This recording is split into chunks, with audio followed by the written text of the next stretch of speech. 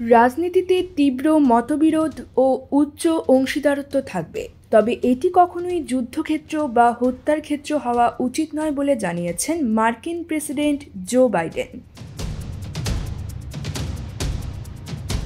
পেনসিলভানিয়ার সমাবেশে মার্কিন president Donald Trump গুলিতে আহত হওয়ার পর দেওয়া এক ভাষণে বাইডেন কথা বলেন। সোমবার 15 জুলাই এই তথ্য জানিয়েছে ব্রিটিশ সংবাদ মাধ্যম বিবিসি। সংবাদ মাধ্যমটি বলছে, স্থানীয় সময় রোববার শান্তি ও ঐক্যের আহ্বান দিয়ে মার্কিন প্রেসিডেন্ট জো বাইডেন তার ভাষণ শুরু করেন। তিনি বলেন, যতই উচ্চ ঝুঁকি থাকুক না কেন, যত আবেগী থাকুক না কেন, রাজনীতিকে সহিংসতার পর্যায়ে নামানো উচিত নয়। তিনি বলেন, হ্যাঁ, আমরা গভীরভাবে তীব্র মতবিরোধ অনুভব করছি।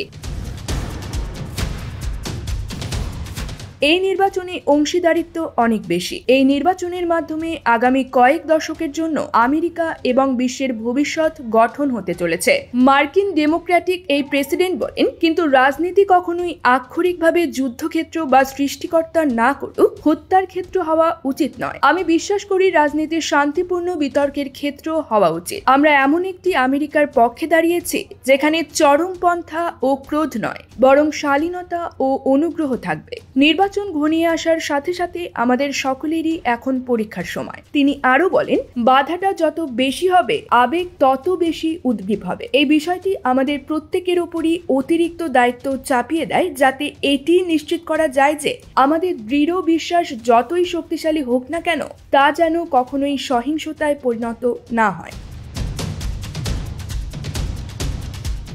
বাইডেন বলেন, আজ রাতে আমি যা জানি সে বিষয়ে কথা বলতে চাই। সাবেক একজন প্রেসিডেন্ট গুলিবিদ্ধ হয়েছেন। একজন আমেরিকান নাগরিককে হত্যা করা হয়েছে কেবল তার পছন্দের প্রার্থীকে সমর্থন করার জন্য, তার নাগরিক স্বাধীনতা অনুশীলন করার জন্য।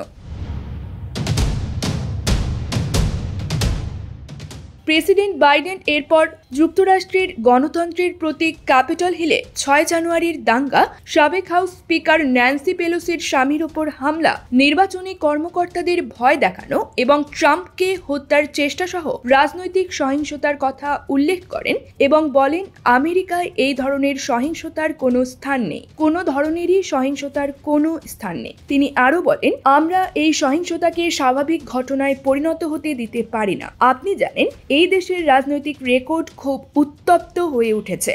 এটি এখন ঠান্ডা করার সময়। এটি করার দায়িত্ব আমাদের সকলের। News desk, UKBD Times.